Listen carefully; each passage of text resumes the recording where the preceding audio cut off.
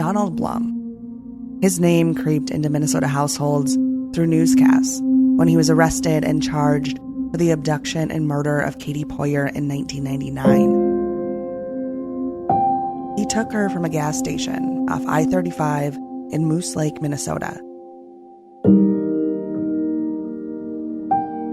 She was 19 years old.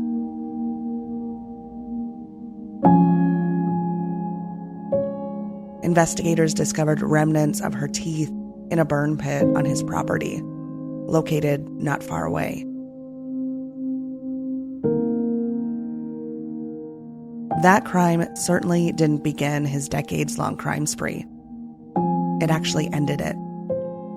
You're listening to The Vault. I'm Trisha Taurinskas. This is part 2 of 2 on the Holly Spangler murder.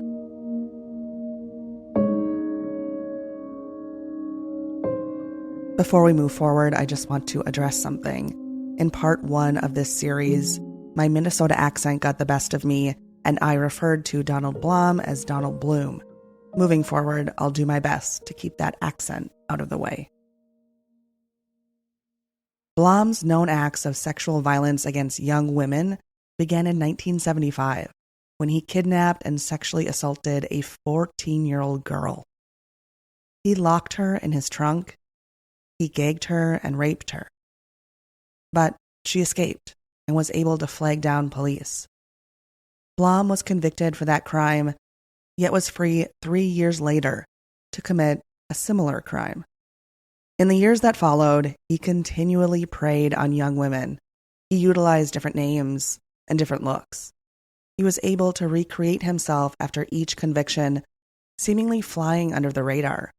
With no national sex offender registry at the time, there was no way to warn those around him. In 1978, he was convicted for aggravated assault. In 1983, for criminal sexual conduct. In that same year, 2 teenage girls testified that he threatened them at knife point. He tied them to a tree and gagged them. When a police officer arrived and noticed a car parked in an odd manner, Donald Blom fled.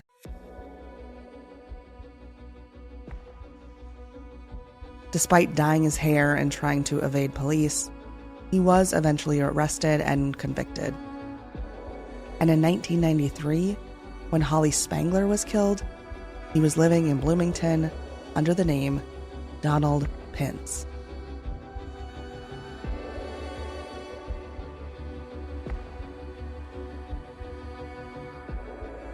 After he was arrested, convicted, and sentenced to life in prison for the murder of Katie Poirer, Donald Blom came under the radar of Bloomington investigators. Could he have been involved in the murder of Holly Spangler? He had the means, he had the opportunity, and this man apparently needed no motive. In addition to Holly's case, there were other homicides of young women in the area that had remained unsolved.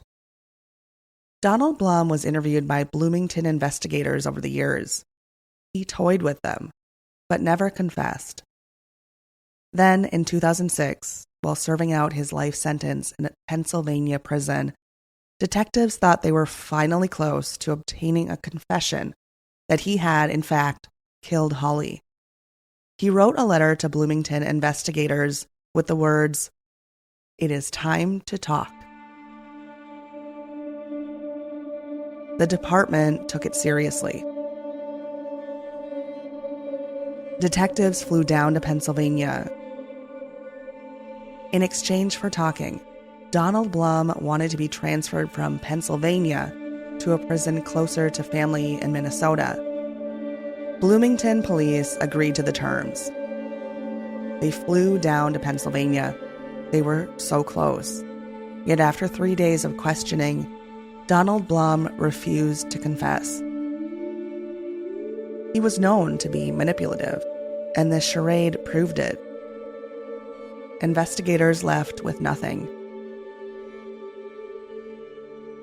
Detectives hoped for a deathbed confession, yet Donald Blom died on January 10th, 2023, without any admission of guilt.